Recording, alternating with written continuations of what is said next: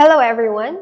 So for today, I am going to start our discussion with our subject financial management. So our unit 1 is all about the introduction to financial management. So here are the learning outcomes for our chapter 1 or unit 1. First, we will be able to discuss the primary objective of financial management. We will also be able to distinguish the different goals of financial management, identify the primary functions of the finance manager, and we will also analyze potential issues and conflicts in finance. So as an overview for this unit, we are going to emphasize the importance of finance for every business or organization. So it is said that finance is the lifeline of any business. So that means, kumbaga parang lifeblood yung finance pagdating sa business. Any business or any firm cannot exist without the help or support of funds or finance. So si finance ay isa sa mga resources ng isang organization na napaka-importante, no? So lahat naman ng resources ay limited. Pero yung ating mga needs, yung ating wants, yung expenses ni organization, no, ay hindi nauubos or unlimited. So, with the given limited finance, how will the organization manage their needs, their wants, and their expenses? Okay, so this is the very essence of financial management. Given that the finance of an organization is limited and its expenses or expenditures are unlimited, kailangan na manage yung finances efficiently. So for any business, it is important that the finance it procures is invested in a manner that the returns from the investment are higher than the cost of finance. So kung si business ay mag-i-invest or if they are going to produce their products, they need to have returns that are higher rather than the cost of their production. So that means, mas malaki dapat yung kinikita nila kesa sa cost na mai-incur nila when they are producing their products. So financial management deals with planning, organization, directing, and controlling the financial activities such as procurement and utilization of funds of the firm. So nag-i-start ang financial management from planning, organizing, directing, and of course, controlling the financial activities of the firm when it comes to procurement and utilization of funds of the firm. So again, financial management is about preparing, directing, and managing the money activities of a company, such as buying, selling, and using money to its best results. So financial management requires efficient and effective management of funds. So ang goal ng financial management is to maximize the wealth of the organization or produce the best value for money. No? The term best value. So, when it comes to investment, kung mag-i-invest si organization or si business sa isang bagay or sa isang expenditure, for example, or sa isang investment, dapat ma-maximize nila yung investment. No? Mas mataas dapat yung returns kesa dun sa cost na na-incur nila in buying that asset or incurring that expenditure. So financial management is also defined as the management of the finances of a business or organization in order to achieve financial objectives. So they need to achieve the financial objectives of the organization. So ang financial objectives naman ng isang organization ay pwedeng magkakaiba-iba. So mamaya i-discuss natin what are those financial objectives. So, financial management endeavors to reduce the cost of finance, ensure sufficient availability of funds, and deals with the planning, organizing, and controlling of financial activities when it comes to procurement and utilization of funds. So, gaya ng definition natin kanina, ano? But the very basic essence of financial management is to reduce the cost of finance. Since When it comes to financial management, dapat na ma-manage nila efficiently and effectively yung funds ng isang organization. And always ensure na available yung funds. So that means dapat liquid and solvent enough pa rin si organization kahit na ongoing yung kanilang operation. So napaka-importante ng financial management both in public and private organizations. So, ang sakop ng function ng financial management ay nahahati sa tatlo. So, basically, ito yung karaniwang ginagawa under financial management. These are the decisions usually made, such as financing decisions, investment decisions, and dividend decisions. So first, we have the financing decisions. So it can relate to the raising of finance from various resources, which depend on the type of source, period of financing, cost of financing, and the returns. So under financing decisions, dito pumapasok yung role or yung function ng financial management, wherein they are going to decide where will the funds will come from. So saan ba sila kukuha ng funds? Let's say, for example, ang isang business ay i-establish ng hindi 100% ay galing sa pondo ng may-ari or ng kanilang owners. So, that means they can resort to borrowings, they can resort to different types of financing. So, kailangan nilang i-determine anong klase ng financing yung gagamitin nila. Saan nila kukuhanin or isosource out yung kanilang funds kung hindi sila 100% manggagaling sa owners. So they will decide on what type of financing are they going to use. If it is short term, medium term, long term, or sa bangko ba, mag-i-issue ba sila ng bonds, ng stocks, etc., or ng promissory notes. So they need to determine that. And also, they need to consider yung cost of financing. So, ang pangungutang, syempre, or ang pag-source out ng funds, ay may gastos. So, it incurs interest. No? So, they need to consider the interest or the charges or the cost of financing kung mamimili sila ng sources of their funds, as well as yung returns. So, kung sila ay magbaborrow or mag-i-issue ng securities para makakuha ng pondo from outside, they need to make sure na yung cost na mai-incur nila sa pangungutang ay mas mababa kesa dun sa returns, no? Dapat mas mataas yung returns na makukuha nila out of using those borrowed funds in order to maximize or to take advantage of the use of financing. Next, they need to deal also with investment decisions, which includes investment usually in fixed assets or yung tinatawag nating capital budgeting or capital expenditures. So usually naman, ang isang business or organization ay nag-i-invest sa mga fixed assets or capital expenditures. So that means they invest on properties, they invest on large amounts of assets, they invest on different types of long-term securities. So yun yung mga usually pinag-i-investan ng isang organization. So investment in current assets is also a part of investment decisions called as working capital decisions. And then also, one of the function or decisions made under financial management is the dividend decisions. So that means the finance manager has to take decision with regards to the net profit distribution. So let's say, for example, the organization is composed of shareholders. So shareholders, so sila yung mga nag-i-invest sa organization. No? So in exchange of funds, they invest funds or money to the organization, and then they are expecting returns out of their investments.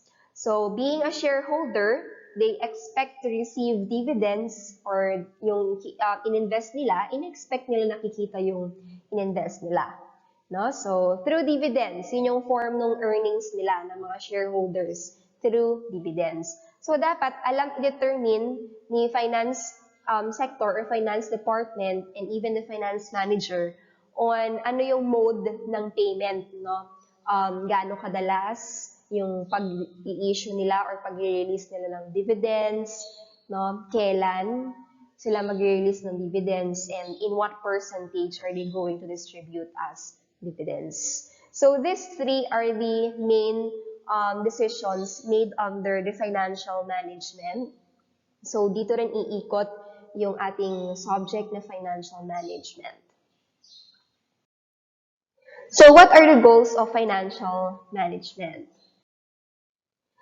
So here are the financial objectives or goals of an organization or a business. So gaya nga ng sabi ko kanina, every business or every organization has their own financial objectives. But pwedeng magkaiba-iba yung kanilang financial objectives. So yung iba, pwedeng ang objective or goal lang nila is to earn as much as profit as they want. Yung iba naman, they tend to invest first their funds sa ngayon and then they are expecting na magiging maganda yung return in the long run. So, ito yung pinaka-common na financial objectives ng isang organization, especially kapag malaki yung size ng organization. So, we have the profit maximization and wealth maximization. So, given there, yung pagkakaiba-iba ng profit maximization and wealth maximization. So, for us to determine kung which is better among the two. No? So, case-to-case basis to. So, depende to sa organization. But we are going to take the case. Kunyari ay, or for example, ay ito yung ating organization. No? So, if you're going to decide what financial objective are we going to take, is it profit maximization or wealth maximization? So, let's take discussion on the advantages as well as the disadvantages of profit maximization and wealth maximization. So, first, profit maximization. So, profit maximization, ang main objective niya is to earn large amounts of profits. So, gaya nga ng sinabi ko kanina, no? Yung gusto nila, yung kumita ng large amount of profits as they want or as they can. No? So, ang focus nila is to earn profit. Okay? So, doon lang sila nakafocus. While si wealth maximization, its main objective is to achieve highest market value of common stock. Okay? So, here, on this example, we are referring to a business na malaki or a corporation. Okay? So, usually naman, merong common stock or stockholders sa isang corporation. So, yun yung gagamitin nating example. So, for a corporation na merong shareholders, ang objective using the wealth maximization is to achieve highest market value of their common stock. So, mentras kasi na tumataas yung market value ng kanilang stock, no? So, that means mas nagiging profitable din si business. Kasi maganda yung perception ng investors sa kanya or dun sa business. Kasi tumataas yung market value. Okay? Next, we have profit maximization. It emphasizes short term, while si wealth maximization, it emphasizes long term.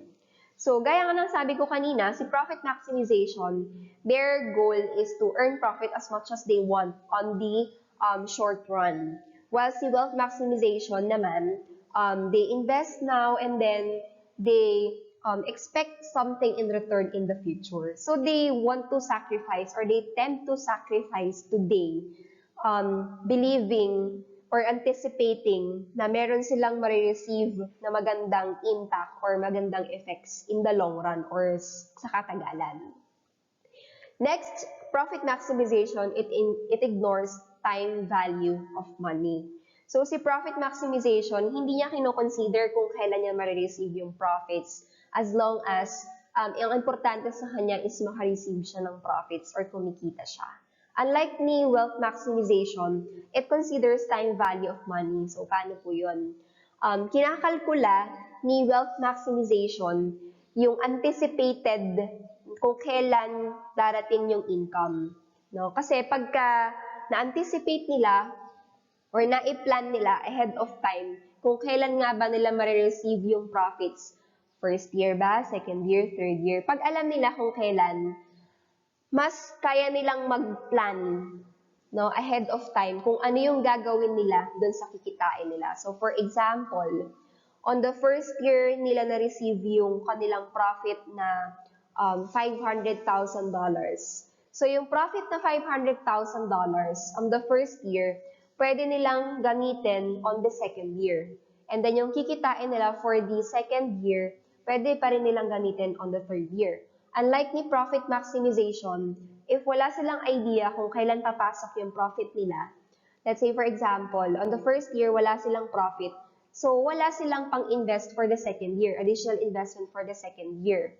Kung papasok yung profit ng second year, tsaka pa lang sila makakapag-invest on the third year. Unlike ni wealth maximization, if they can anticipate what year papasok yung kanilang profit, gaya ng example ko, first year, second year, they have additional profits or additional funds to invest to other type of investment. No? So, mas nagkakaroon sila ng opportunity to invest to other important investments kasi alam nila or na-anticipate nila kung kailan papasok yung profit.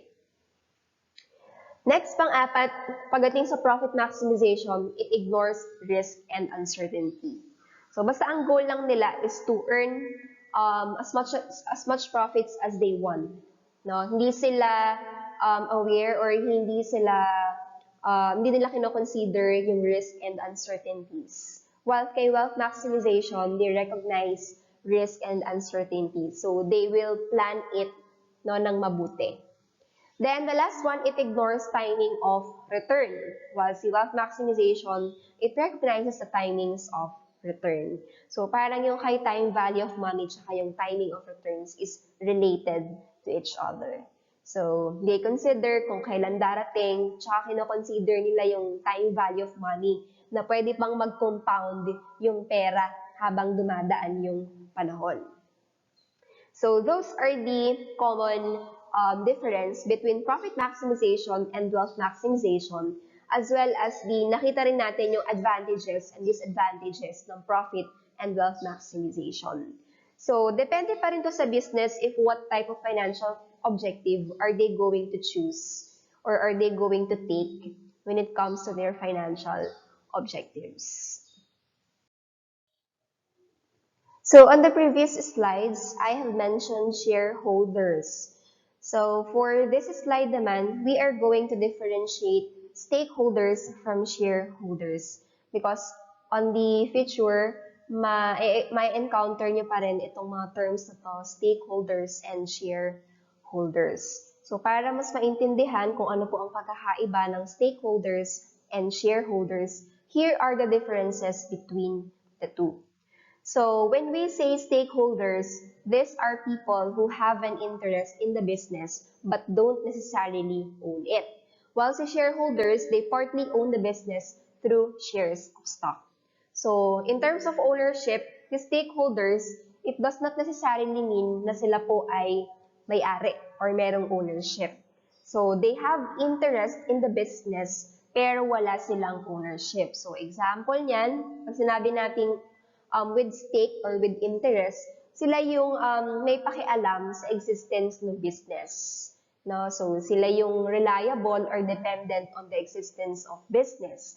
So, meron tayong lenders or yung mga nangungutang, employees, management, community or the public as a whole, the investors, so pwede rin, the customers, no? So, yun po ang ilan sa ating mga stakeholders. They have interest on the existence of the business but don't necessarily own it. While the shareholders, basically, they own or they partly own the business through shares of stock. So, if you are familiar with shares of stock, no, or the term stock. Next, stakeholders may be affected directly or indirectly by the company's activities. So since they have interest on the existence of business, they're also affected either directly or indirectly by the company's activities. So let's say, for example, employees. So any activity of the company or the business, pwedeng directly or indirectly ay maaapektuhan sila. So let's say, for example, nagkaroon ng bagong manager or nagkaroon ng bagong ownership dun sa business or nagpalit ng ownership yung business. So, pwedeng maapektuhan yung employees. no, as well as the management. Then sa shareholders, directly affected by the company's financial performance. So here, ang pumapasok kasi dito yung mga investors under shareholders. So sila ay affected lang directly on terms of the company's financial performance. So they are up to or they are very interested sa financial performance ng business or ng company. Next, stakeholders can be found on all types of organizations. So, nabigay ko nga kanina yung examples kung sino-sino po yung makakonsider nating stakeholders. So, yung mga nabanggit ko naman na yon, almost or all types of organizations have those types of stakeholders. They have customers, they have employees, they have management, they have investors, they have public or the community, etc.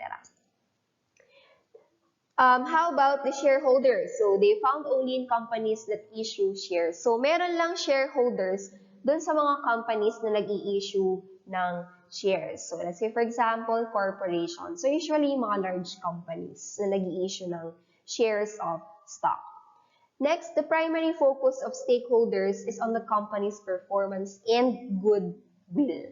So aside from the company's performance, they are at stake or they are interested on the goodwill of the company. While sa shareholders, ang main focus nila is the ROI or the return on investment since they are investors of that company.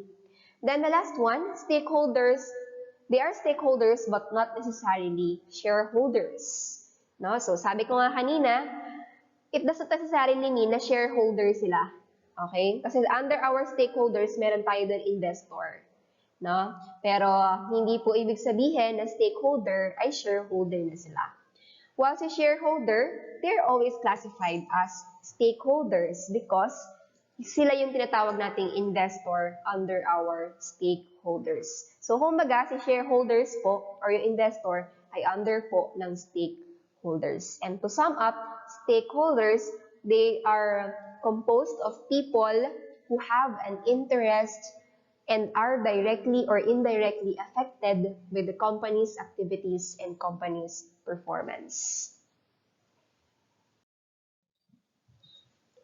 Next, we have the core financial management decisions. So, parang ito lang din po yung na-discuss ko earlier. So, these are the common decisions made under financial management. So, ito yung mga importanteng decisions na ginagawa under financial management in order for the managers to minimize the costs of procuring finance and maximizing those funds in a profitable manner. So, we have investment decisions, financing decisions, and dividend decisions. Next, we have the objectives of financial management. So first, to ensure regular and adequate supply of funds to the concern.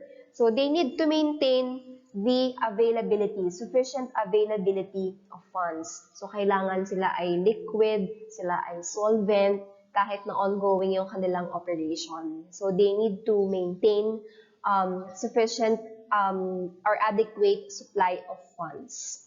Next, to ensure adequate returns to the shareholders, which will depend upon the earning capacity, market price of the share, expectations of the shareholders. So, meron silang investors na nakadepende sa kanila.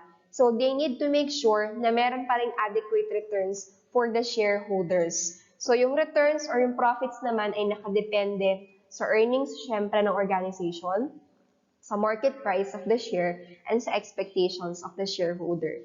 Kaya nga, under wealth maximization, the main objective of wealth maximization is to attain or to achieve the highest market value of their common stock. Kasi mentras na mataas yung market price of the share or the common stock, mas maganda yung impact dun sa company or dun sa business organization. So that means, mas maganda rin yung returns sa mga shareholders kasi tumataas yung value ng common stock. Pangatlo, to ensure optimum funds utilization. So they need to maximize the use of the procured funds and they need to ensure na minimized yung cost or nagagamit yung nai-incur nilang cost or expenses in a maximum possible way or at least cost. Next, to ensure safety on investment, which means funds should be invested in safe ventures so that adequate rate of return can be achieved. So when it comes to investment decisions, hindi pwedeng kung saan-saan lang sila mag-i-invest. So, they need to make sure and they need to make plans kung ano-anong klase ng investments or fixed assets yung kanilang pag-i-investan. So, they need also to make sure na mayroong adequate rate of return dun sa specific investment na pipiliin nila. Then for the last objective, to plan a sound capital structure. So there should be a sound and fair composition of capital so that a balance is maintained between debt and equity capital. So dapat ang structure or capital structure ng isang business ay not purely nanggagaling out of debt. So they need to maintain the composition of ratio, or let's say for example, 60-40, 70-30. That means 60 will come from the owners, then 40% of the funds will come from the debt or from outsourcing of funds. While yung 70-30, so ganun din, 70 comes from the capital and 30% comes from debt. So that means they need to make sure na yung capital structure nila ay hindi nasa hazard part. So that means mas malaki sana yung nanggagaling na funds from owners kesa galing sa utang.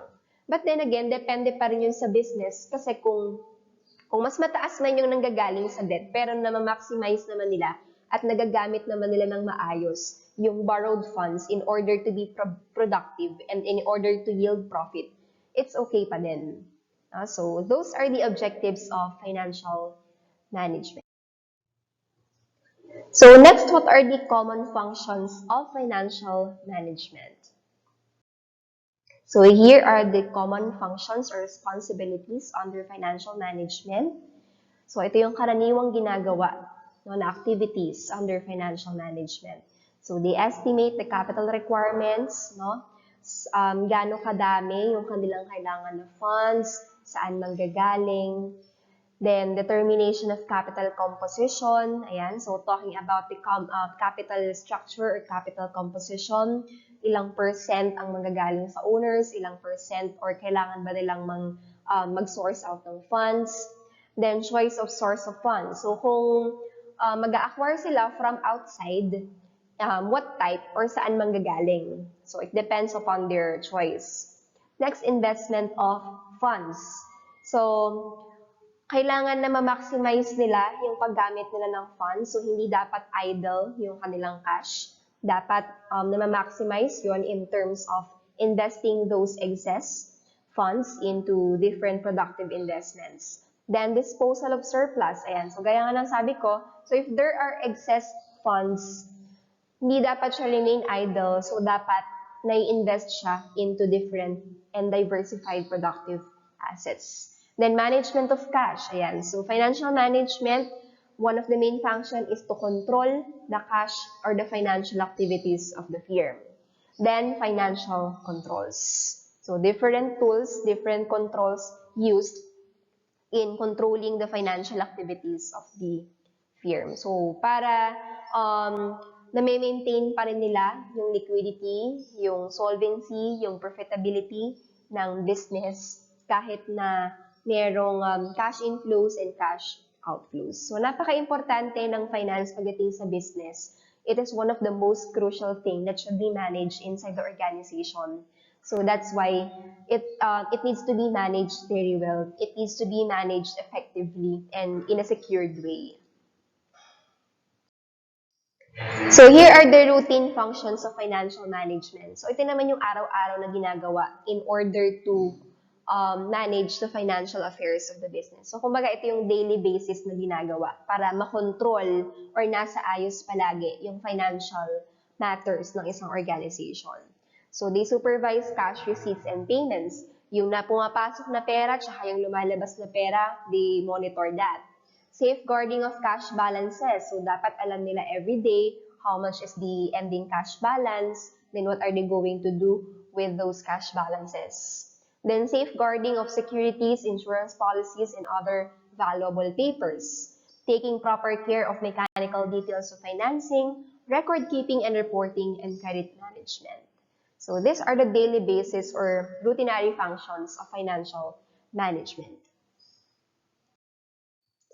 So here are the common roles of financial managers. So first, raising of funds. Ayan. So talking about where are they going to source their funds. So manggagaling po ba yung funds purely from the owners, or if manggagaling sa labas or mag-source out from outside, where are they going to raise funds? So si financial manager ang magde-determine kung ano ang pinakamainam na way kung paano sila mag-raise ng fund.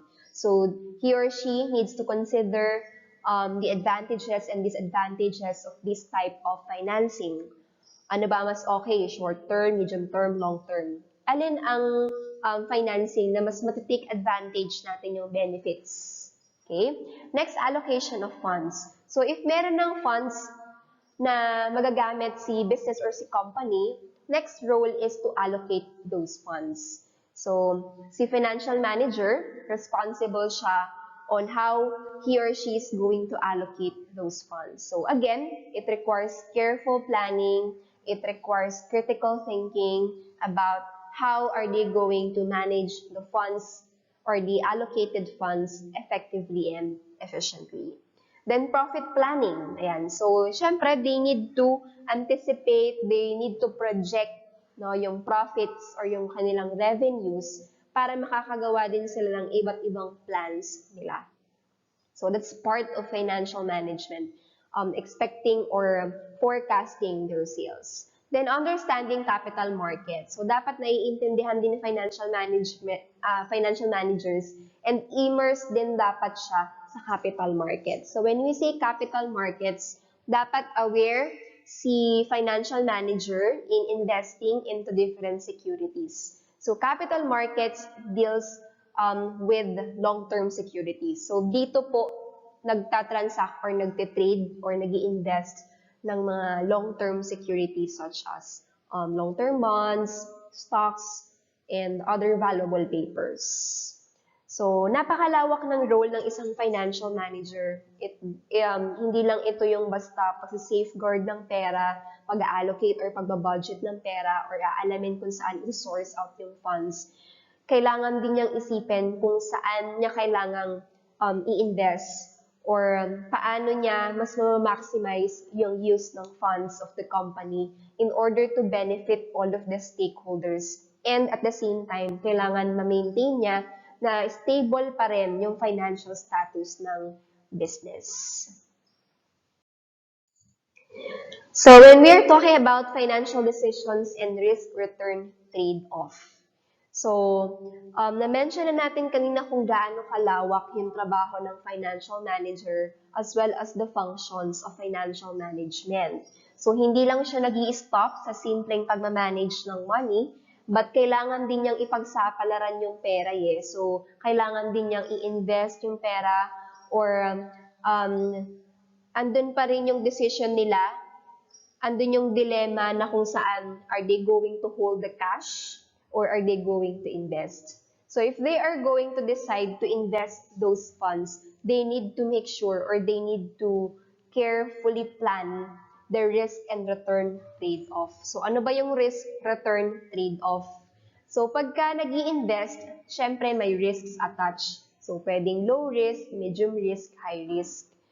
So attached din sa risk yung returns. So meron tayong sinasabi natin the higher the risk, the higher the return. The lower the risk, the lower the return. So they need to carefully plan what type of investments yung kanilang iti-take considering the risks attached. So if they are going to invest, let's say for example, on bonds or stocks, which is considered high risk na din, no? Ina-expect nila na merong high return. So kung high return yung ina-expect mo, you need to invest on those kinds of higher risk assets or properties. Okay? So when making decisions, financial decisions, kung paano mas ma-maximize yung paggamit ng pera, they need to consider the risk and return factor or trade-off. So an increase in return is coupled by corresponding increase in risk. So mentors na nag-expect sila ng increase in return, they need to take step-by-step increase din in risk. No? So, it cannot be expected na kahit na anong gagawin nilang decision, ay papabor sa kanila. So, merong commensurate or merong katapat na risk attached yung lahat ng decision na gagawin nila.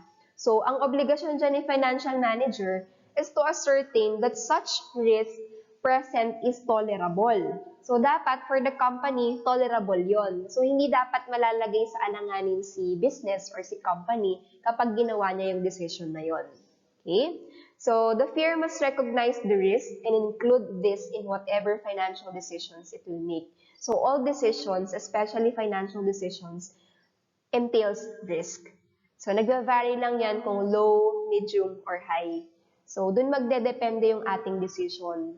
No? So, gagawin nating pamantayan yung sinasabi nilang the higher the return, the higher the risk, the lower the return, the lower the risk. So, if we want higher returns, we need to be ready also na higher din yung risk nung type, nung investment na yon or nung decision na yon.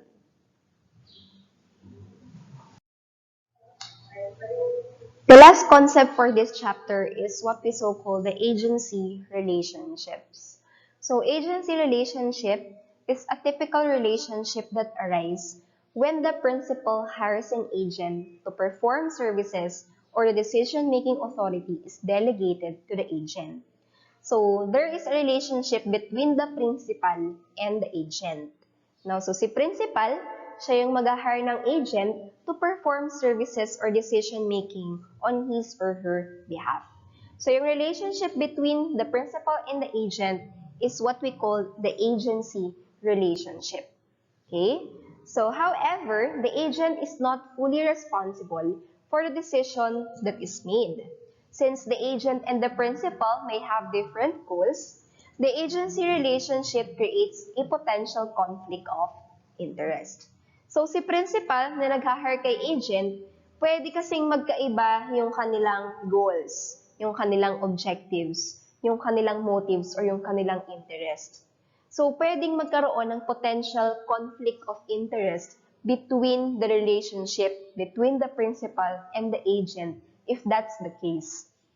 Kung hindi aligned yung kanilang objectives, yung kanilang goals, yung kanilang interest, and yung kanilang motives, maaaring magkaroon ng potential conflict of interest. And nangyayari yun in reality. Okay? So, even the decision-making is delegated. Now, however, sabi nga dyan, the agent is not fully responsible for the decision that is made. So, pwede niyang i-take advantage na gumawa siya ng decision, okay? But hindi naman siya yung fully reliable or fully responsible for that decision. Okay? So, pwedeng magkaroon ng potential conflict of interest or merong agency relationship na pwedeng mag-exist between the two. So, pwedeng between shareholders or siya yung principal and the managers or siya yung agent. Pangalawa, pwedeng magkaroon ng agency relationship and pwedeng magkaroon ng potential conflict of interest between debt holders, which is the principal, and the managers, which are the agent. So, ano-ano nga ba yung possible or potential conflict of interest that may arise between these two relationship or agency relationships? So first, we have the agency relationship or agency problem that may occur between stockholders and managers. So here, ang ating principal ay si shareholders or si stockholders. Okay, so siya yung principal which will delegate decision-making authority to the managers. So si managers or yung manager ang ating agent. No? So again, our principal here is the stockholder or the shareholder, while our agent is the manager. So, meron kasing mga shareholders or meron kasing mga managers na though meron silang ownership dun sa business, pero hindi 100%. So, halimbawa, 10% lang, 20, 30, 40, etc.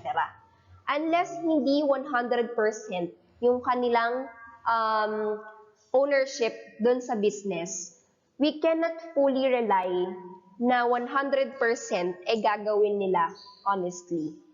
So, unless hindi 100% yung kanilang ownership dun sa business, there will be possible or potential conflict of interest pa din. Okay? So, may mga companies kasi na yung manager it does not necessarily mean na siya yung may-ari, di ba? Merong mga cases na hinahire lang sila as manager, pero hindi sila yung may-ari. May cases naman na sila yung manager, pero may ownership sila, pero hindi 100%. Maliit na percentage lang usually. Okay? So, the shareholders or the investors, since sila yung considered na may-ari, no, or yung owner ng business, they delegate the decision-making authority or they hire the manager as their agent. Okay? So, again, pwedeng magkaiba yung kanilang goals, si shareholders at si managers. So, let's take example na si manager ay maliit lang yung kanyang share or yung kanyang ownership dun sa business. So, though may ownership siya, pero ganun lang kaliit, syempre, as a manager, ang goal pa rin niya or ang motive pa rin niya is ma-maintain yung kanyang job security. Diba? Syempre, gusto niya tumagal pa rin siya dun sa trabaho. Yung power status niya, no? O yung power tsaka yung status niya. Tsaka syempre yung compensation na nare-receive niya. No? So, lahat naman yun, ano?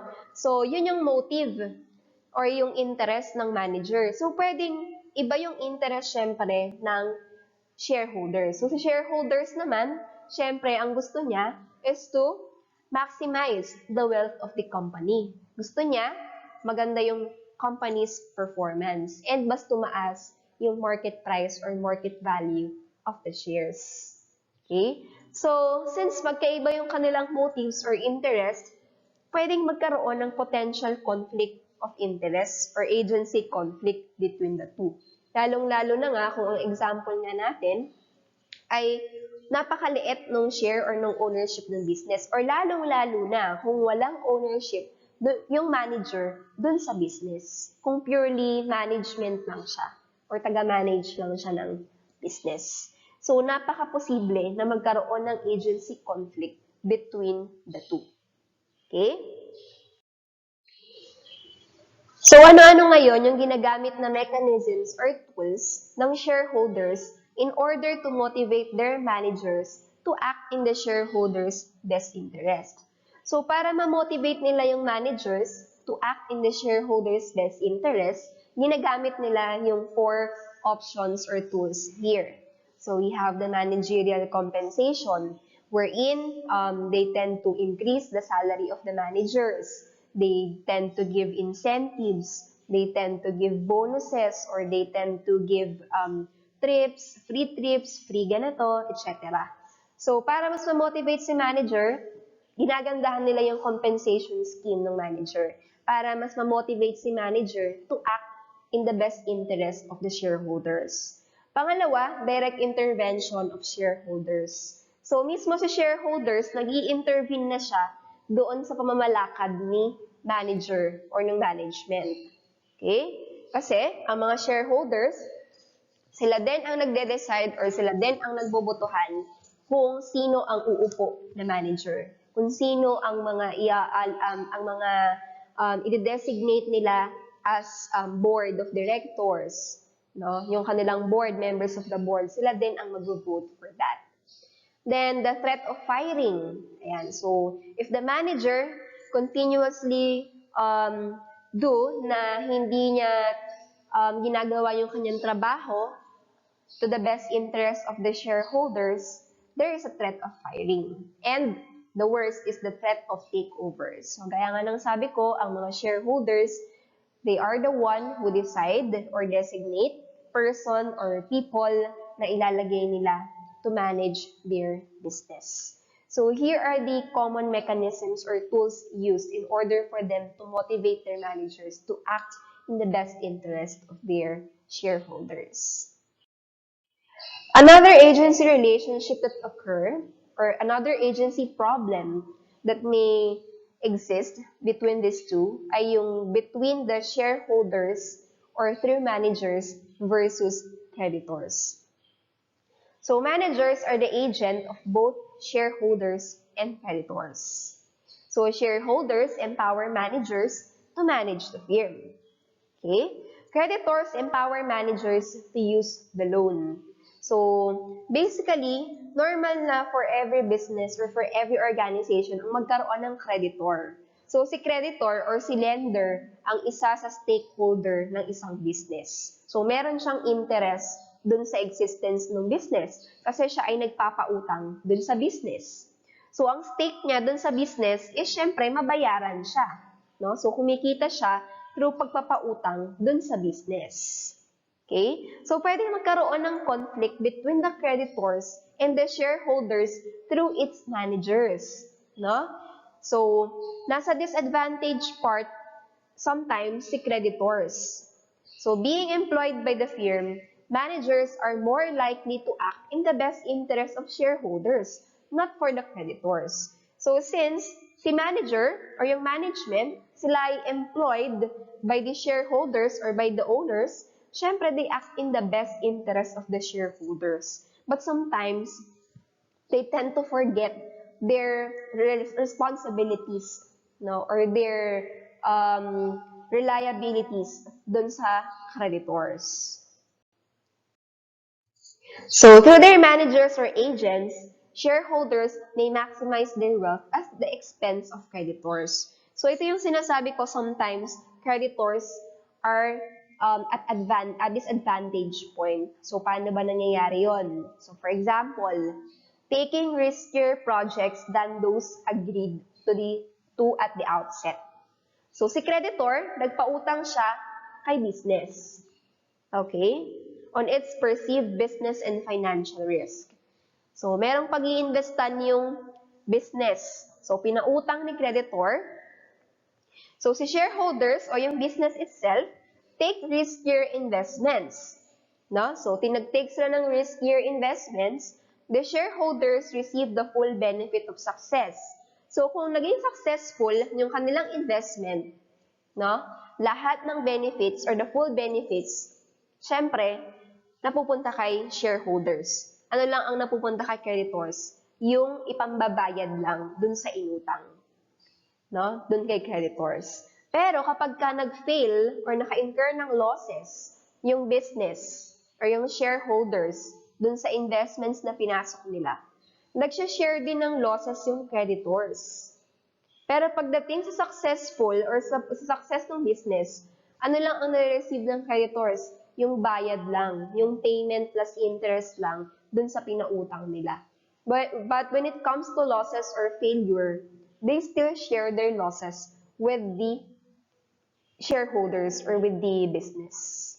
So at that point, nasa disadvantage part yung creditors. So yun yung possible na maging conflict of interest between the two. No? So tinitake advantage ni shareholders through the managers yung advantage, no, na nagagamit nila yung pinapautang sa kanila.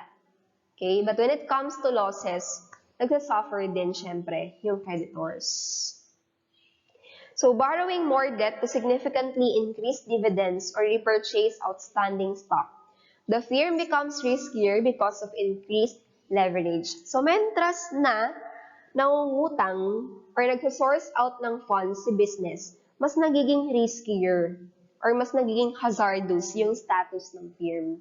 So, creditors are hurt because more debt will claim against the firm's cash flows and assets. So, gaya nga ng sabi ko kanina, so pautang sila ng pautang, but when it comes to the failure of the business, isa sila sa mga nagsasuffer.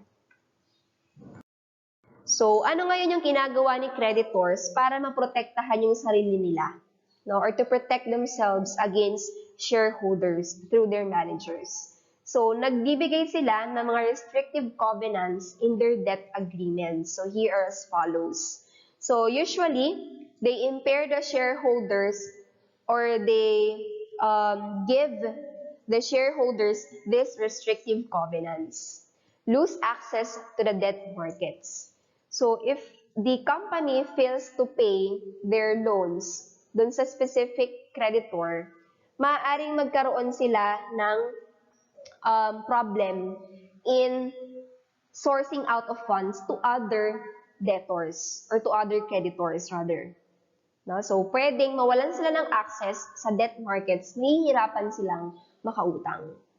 Pangalawa, be saddled with high interest rates and restrictive covenants. So, pwede silang nakautang pero with high interest rates and very restrictive, maraming masyadong conditions, no, kapag ka sila ay pinautang. So, mas naghihigpit na ngayon yung creditors, no, in order to protect themselves against shareholders. Or may cases na kung may utang halimbawa sa kanila yung company na yon, pwede silang mag-set ng condition na hindi sila pwedeng mangutang ulit sa kanila or to other companies. Okay? Or they restrict or they give signals to companies na nagsasabi na, ito may utang pa sa akin to, etc. So, para ma-restrict din yung pangungutang ng company and para hindi mawalan, no, ng chance na mabayaran yung unang creditor. No? So, kumbaga, ililimit lang yung credit na pwedeng ma-avail ng shareholders through their managers. No? So, yun yung mga ways para maprotektahan nila yung sarili nila at ma-ensure pa rin nila na as creditors, as stakeholders, na merong interest dun sa business, gusto nila syempre mabayaran din sila, no, with the loans na in-extend nila for the business. So, those are the basic or core concepts that you should know about the financial management. So, thank you. For any questions and clarifications for this discussion, just leave your comment on the comment section down below.